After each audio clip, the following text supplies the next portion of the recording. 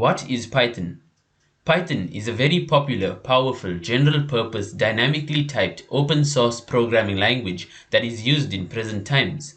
General-purpose means that the language itself is so versatile that it is able to be integrated and proves to be useful in several modern-day fields, from medicine to development and architecture to designing and production.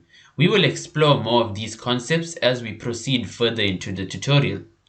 Open source means that there is no formal license that governs the usage or distribution of this programming language. One may use and distribute the software at one's will. It is free for the public to use.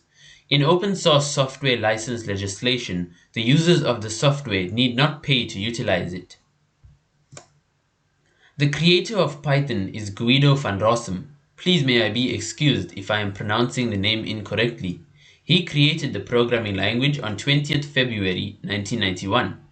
Upon obtaining experience in this programming language, one can tell that Guido van Rossum has done exceptionally well in creating a programming language that is liked by everyone around the globe and which is able to be so versatile in its use cases.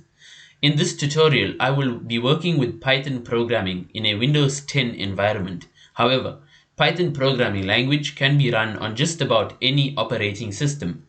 Four common operating system environments on which Python is run are Windows, I will be using this operating system, Linux, Mac operating system, and Raspbian.